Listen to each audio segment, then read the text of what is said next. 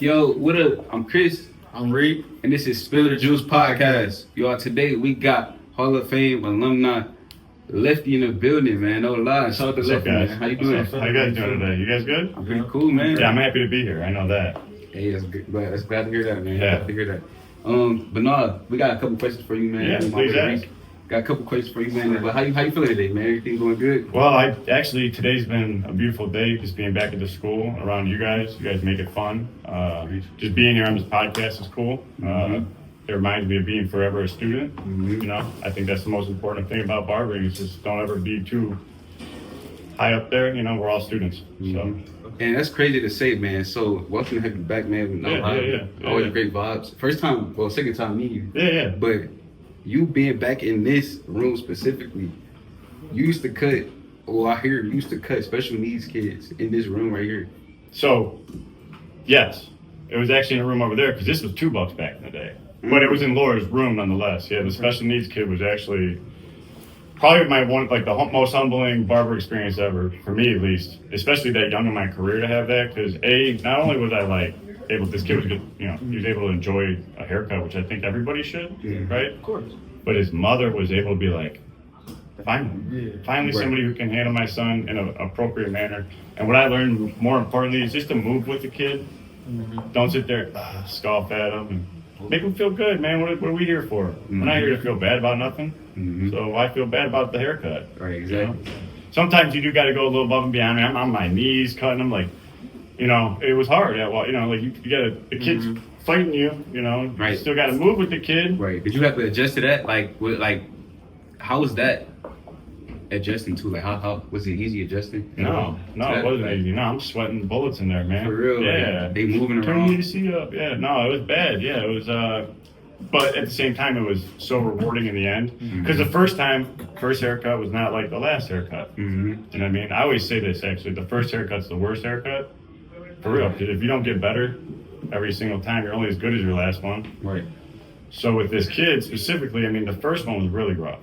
You know, I think if I remember right, we had to remove like half the building away. Like, all right, let's just try to accommodate this kid, you know? And then finally we came up with the idea to come back in that room back here. And then I was able to kind of talk to him, you know, and just be sweet, you know, not aggressive. Right. Because you know, I grew up, you know, my sister, she's hearing impaired. So people that have any type of special needs, they just want to be heard and seen and listened to, you know, treated fairly, right. You know. So that's what I felt like I gave that kid, yeah. So Wow, that was a really cool experience, actually. Thanks for bringing that up, actually. Yeah. Do that. No, I mean, it was for me. I almost feel selfish in the sense of it was almost a feeling of more rewarding for me than anything, you know. And I'm like, I didn't want to do that. I want to take that, but it was cool because I didn't expect that. You know, I just knew I had to be my best self, give my best. Right. And besides all that, at what point in life did you say all right, I'm set, I figured it out, I'm gonna go be a barber? What point in life did you separate yourself from regular life to actually stepping out to be a barber, you know? Oh, I still haven't figured it out. No, so it was probably 2014. No, I take that. Yeah, about 2014. I just came home from prison around that time for trafficking weed, marijuana. And I had wrote Laura and Lisa. But I didn't know this at the time that you'd have to have 5 years out of wherever your sentence date before you can become a licensed barber. I think since then they removed it. Yeah. So what happened was I wrote this letter to Lisa and she's like, I didn't know you were a felon. I'm like, I wrote you from prison. You know, 1001 Olive Road, Mansfield, Ohio. And she's like, I know, I'm sorry, I just didn't put two and two together. So what happened was I went home and this is man to man, I cried for 3 days. What am I gonna do? I thought I was gonna be a barber. I unfollowed all the Instagram people I'm doing. And I remember Lisa not letting me, no. She knew my mother. Lisa and my mom grew up together, so she wasn't about to let me just lay down. No, man, it's the biggest blessing because, and that's why I'm here, man. Let me catch somebody trying to quit. Right, yeah. No, bro, especially if I see any bit of passion or talent or obsession in you, you are not. I don't want to put his name out there, but a friend of mine went to barber school. He tried quitting. I was out there arguing with him. He's like, I can't use them shears, man. I'm like, bro, you are the coldest fader I've ever seen. Yeah. Flat out, you're not quitting because of little shears, and now he's a dog out here, you know? Man, that's what's up, man. So, wow. And yeah. that led you like to becoming the 2023 or 2024 25. Barber Expo. Oh, 2025, yeah. This was 3 weeks ago. What? In Connecticut, yeah. Wow. 2025. Experience. Wow. Well, I'll tell you what, after the year I had, without getting too personal in that part of my life, it was a really rough year. I lost my aunt, had a lot of family things going on, bought a house, left a really important place in my life to try to pursue another passion, which wasn't really a passion. So to have that award and win that award was like, I need to be behind this chair. Right. That's what I need to be doing. I don't need to be doing no other car rental businesses. I don't need to be doing nothing else other than cutting hair and teaching it. And that's kind of what made me really, let me tell you what, actually, when I went to Cleveland, the Cleveland Barber Expo, that was in March, I believe, March 30th. And I showed up sloppy, like not like I won, but it wasn't the kind of win I wanted. Assuming that there was a student there, assuming that was somebody was looking up to me at any point in this, you know what I mean? And I let them down by showing up late, you know, maybe dropping combs everywhere, forgetting my blow dryer. So when I went to Connecticut, I told myself, no, I'm going there to win. You know, but the only way to do that is you get back on your game. Different mindset. Yeah, oh yeah, man, like that Mamba mentality type, you know? Yeah, you have to have that if you're gonna do anything like that, you know? And that's every day when you get up to go to the chair, sweep them floors. Nobody's above that, you know? Nobody's above sweeping or Exactly. like, man, I worked with this guy for so long. His name's Rob, 78-year-old dude. This dude comes in just to hang out and sweep the floors and just bullshit with us, man. Wow. You know what I mean? That to me is cool. So bro, I'm throwing money. You know, and he don't even do it for that. Like, it's just to hear them stories and the nostalgia. Yeah, man, it's a barbershop, bro. That's what we do. Exactly. We make people feel good, man. That's all we're here for. See, I know you started cutting hair at 30. Yeah. So at what point did you feel like I figured it out? Back to that question. Like I said, man, I still can't say I've ever figured it out all the way. You can teach me something today, man. I don't know. You know, you can show me something from shears or liners or like a quicker way to do a design. You know, I have never figured it out. That's not what that is. It's now, am I really good at a certain type of haircut? Yeah. You know, I can do a traditional haircut for days. I can show anybody how to do a clipper over comb and I can fade my ass off and I can use my shears really well. But are there better shear artists than me? Yeah. Are there better design artists than me? Yeah. So I've never really figured it out. You know what I mean? Does that make sense to you? So what Without you're saying is like at some point you mastered most things, but you're still a student of the always that, man. And that was the thing too. And thank you for that question because it makes me kind of look back. Like, when did you figure it out? Well, there was a point in time when I worked at West Park Premier Lounge with the best barbers in the city, and they still are the best barbers in the city. And I was booked out like a month. At that point, I thought I figured it out. I didn't figure it. But Well, no, I just started losing my passion. Oh. Started losing my drive for it. 'Cause I just was exhausted. Talk about mental health. You know what I mean? Like, as a barber, that is one thing we have to do is check our mental health, man. Like, 'cause we think about it. We go to work all day, every day, right? We cut people's hair, and you're hearing their stories. So they're taking from your well a little bit throughout the whole day. What are you doing at the end of the day to fill yourself back up? exactly, because you run into all these energies and like you Bro. can hear you talking about what they got going on, but they may not talking about what you got going on. many different personalities. Right. Oh, it doesn't stop. So when you say like, yeah, that was like, it's not stole from me because this game has never stole from me. But I didn't fill myself back up in my soul, you know, to be the best barber I can actually be, the best father, the best everything I can be, you know. And that's why it's always Stop taking good. care of myself. That's why it's always good to, you know, take a step back so you can take a step forward, you know? Yeah, Like yeah. you said, and that's what you A did. little jumper. That's what you did. Like, so when you said you was booked out for like a month, you say you lost motivation, did you like give up at that shop? Like, did you leave? I gave up on myself, yeah. I Oh. left the shop, yeah. But who leaves the Yankees? Who just walks away from the Golden State Warriors? Right, You know what I mean? exactly. Who does that? But Somebody then- who needed to fix himself and heal and be better. But like I said earlier, like you took a step back. Now you here. Yeah. Just to take a step forward. Yeah. Like 20. We're going up. That's another All door of that us. just opened. Like Yeah, for sure. I know that, and that's the thing about why that part of my journey, you know, with West Park and everything. I mean, I want you guys to step foot in that building. West Park Premier Lounge is trophies, and not just from me, but from like the people I worked with for years. I get a little emotional thing about it, but like the amount of fun I had with them dudes.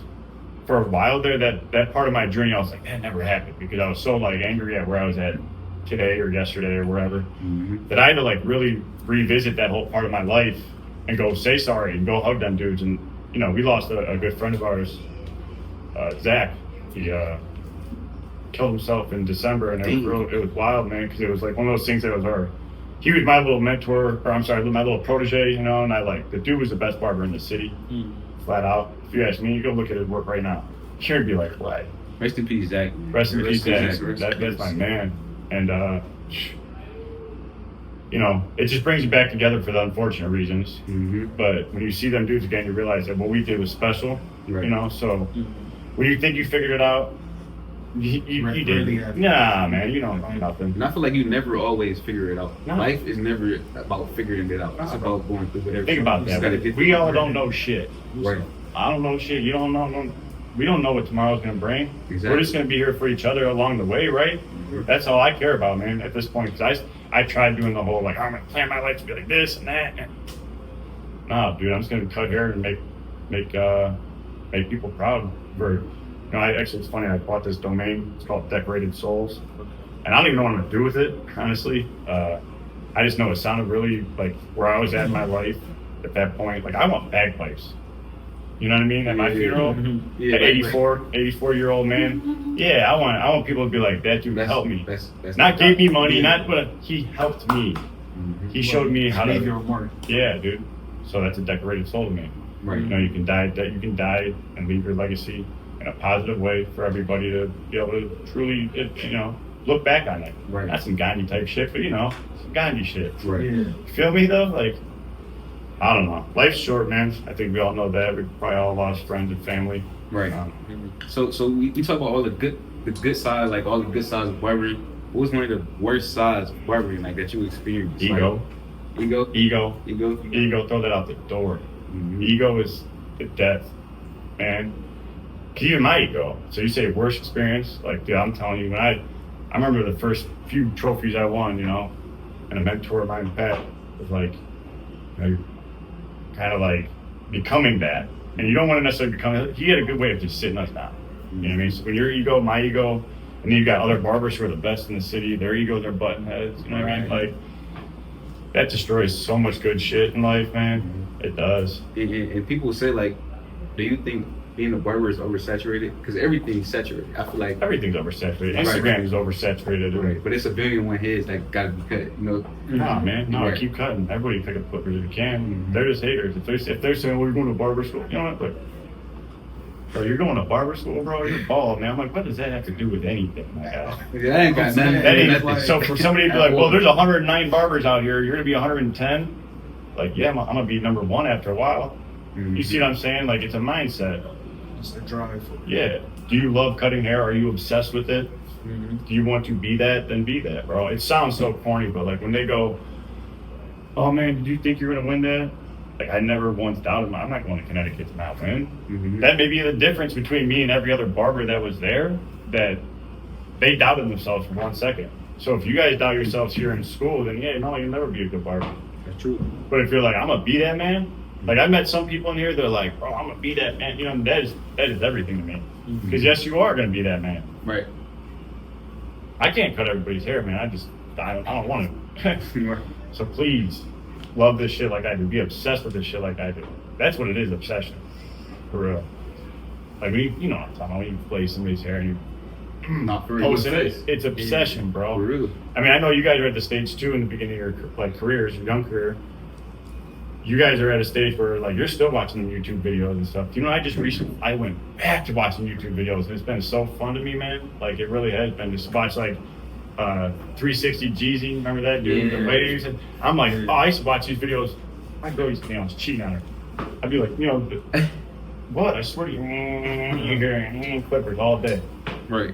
It's an obsession, man. You know, And sometimes it might cost you a relationship. I think that's where the balance comes in, where I might have lost a relationship because of lack of balance. So remember that, always balance, mental health. That's part of all of that, So you're one of 6 alumni that's been inducted in the Hall of Fame. Yeah. How does that feel? I'm honored to be a part of the Wall of Fame with guys like, Kyle Ewig and Dunk and Dorian, sorry. For Mr. P, Willie. That's where I'm honored. It's great. Yeah. Funny story about that day was, do you remember this when I chopped my finger? So, being a barber, I got these shrubs in my front yard, and I got to shape them up like they're an afro. And I was too, but then I dropped this hedger, and I didn't know I was coming here to do a haircut and have this whole Hall of Fame thing. I had no clue. I chopped my finger off. I call Lisa. I'm like, hey, I can't make it to this event. She's like, I'm not supposed to tell you this. You're inducted into the Hall of Fame, dude. You got to be here. I'm like, all right. So I don't know if you guys know about Ronnie Lott. Ronnie Lott was a football player back in the 80s in the Super Bowl. Not it. Nope. All right, look him up one day. His biggest regret in the NFL was, this wasn't my biggest regret. It's just a similar story. I felt like him. Dude goes to the Super Bowl right halftime. They're like, you broke your finger so bad you can't play. What's the option? What can I do here? They go, you can chop it off and you can go play. They chopped his finger off, dude, so he can play in the Super Bowl. So my finger's like this. I'm thinking Ronnie Lott. I'm like, it's on me. I got it. You know what I mean? So I did. I was like, wrap it up. Let's go. I'm out here cutting with a nub. There's probably a picture of me with a nub, cutting hair. Yeah. Like, what? Wow. That's wild to me. So that's crazy. I don't even know why we got on that topic. It's just funny. That's crazy. Like, funny little story. The Hall of Fame thing. Wow. That shit's wild to be a part of. How could I let Duncan and them down, not be here? Dorian. How can I not, Kyle, who ain't here with us? I'm like, rest in peace, Kyle. Right, rest in peace, Kyle. Peace, Kyle. So you and Dumpy gonna be instructors here at LaBarberia. Yeah. So have y'all worked together like before that? Ever? Like, not on a shop level, no. This is gonna be the first time y'all ever in the same setting. Same setting, yeah, where we can. Besides when we were in school together. Oh, okay, right. Yeah, but like that's different, We learned from each other there, but we were also such young barbers that we really didn't have much to offer each other, and I think that's why this collaboration, even with just us being here together, is huge. Fact. Because what we can do for Burrell and LaBarberia just is. I mean, that guy's so talented. You guys seen him cut before? No, I seen his barbershop. It's like 2 minutes away from my house. Like I'm probably one of the biggest fans, man. Like, I really do. I look up to him on that level, his hustle. So yeah, I think we're all blessed to have him around, Was it your like so when you graduated barber school, did you think you was gonna be able to come back here and work? Like, was that your plan? Like, or it just happened? I don't. It just happened. It did. I always wanted to come. I always wanted to educate. Right. I always wanted to be able to come teach and do classes, but I think after Connecticut and I don't want to say that's like the pinnacle. But that was like kind of the pinnacle of what I wanted to do as far as competitions and all that. I'm gonna say that like seeing Dorian in here, right? Yeah. And his like passion for it, like it's like we needed it, because again it's up and down, up and down. So just as much as you may need education, I need you guys to keep my career going and my journey alive and my clients happy, and because you guys bring that freshness out of me, for real. You know what I mean? And with that being said, which some like pointers you would give to somebody out there that's in school or that just graduated barber school, and like who would you tell them like what's some motivation? I got a lot of them, but really don't be discouraged. And then this is another thing, is the most learning you're gonna do is when you leave this school, because that's when you're really at the shop. That's when really issues happen. Like you asked me what a hard thing was to deal with. I mean, I can name certain events, but that sucked to have to deal with that, kick him out because he was being, right, yeah, that shit. But that's where the education comes, being with other barbers. So the best piece of advice I would have is don't be discouraged. If you really want it, go to extra shows, go to competitions, compete, lose a lot.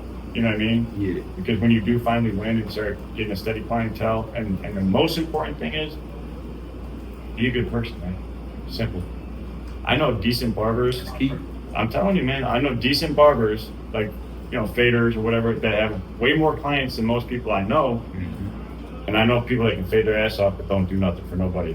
You know, it's all about them. And Wow. can you take more hair off and they throw a fit? Yeah, people like that. Yeah, Nah, it ain't business, man. you're right. It's about making people feel good again, man. I keep saying that. So, 100%. that's my best piece of advice. Long-winded. Man, hey, that's perfect advice. Hey, I learned Yeah. something from it. Hey, Yeah, I hope everybody learns something. I learn something from everybody every day. I think, you know, everybody in this building is special to me, and I'm just grateful to be back. So that, man. Hey, welcome back, man. Welcome back, Lefty, Yeah, man. let's get some. And one Let's more. get some wrecking, man. Where did you Let's get start the cutting. where you get the name Lefty from? Is it because you the left hand? Well, obviously that. Okay. But I'll tell you, it was Just here. make sure. No. I'll tell you where it was here, and I'll never forget it because I always kind of made fun of like when you'd see something like "the barber" or "Adam the barber" or "the Yeah, Adam." Like facts. there was just nothing Yeah. ever original about it, Mhm. you know. And I'm not knocking. I look back now, this is a bad way of thinking, but my friend in the chair, he's like, "Man, shut up, you're gonna be Lefty the barber." Because I'm cutting his hair with my left hand. This is my dude I grew up with. I'm like, dude, no, don't call me that. Next thing you know, homie looks over, man, what's up, Lefty? And my dude Dump, what's up, Lefty? My dog Lefty, you know, and then it just took off from there. So I embraced it, and my Instagram is now Lefty that one barber. And that's hard. Because I'm not Lefty the barber, I'm Lefty that one motherfucker barber. It would be different. Yeah. Everybody else oversaturated Yeah. with the names. You got Yeah. bladed, fades. And I get it. It's hard. Cuts. It's not easy, bro. It's not easy to come up with an original name. I'm still trying. Like, is this even? I remember I tried quitting that name. My dad's like, "You're not quitting that name." My dad said that to me. He's like, "That's who you became. Own it. You wanted it, right?" I'm like, Like, because whenever I see you, I'm like, oh, that's Lefty. Like, See what I'm saying? They don't already know that- oversaturated. yeah. You already getting it. you know what? My dad actually said he was in Orlando once, and he had my dad was wearing a West Park shirt, Mm-hmm. and dude at the airport goes, "Oh man, I go to West Park." He goes, "Oh yeah, who cuts your hair?" And he goes, "Lefty." At an airport in Orlando, and my dad's like called me up later. He's like, "What it is, man? You're Lefty." Exactly. You know what I mean, though. So that was cool. That's so cool. It was cool as hell, actually. Yeah, that's so what's up. no R.I.P. to Lefty. He's gonna be here for a long time. I'm gonna be crushing the game with you guys for a long time. I'm gonna be teaching the game. Yeah, all the time. Yeah, that's my name. That's what's up. That's Yeah. what's up. Hey, man, but welcome Don't back. call me Adam. That's like, that's your real name. That's my real Ah, name. okay. No, if it's Adam, I'm in trouble. Oh, yeah, right. That's some girl calling me, man, you know, her, little Laura, Lisa, Adam, you're late. For real. So we don't need that. And welcome back, Lefty. This is Chris, I'm Reed. and we see y'all on Spill the Juice podcast. Next time.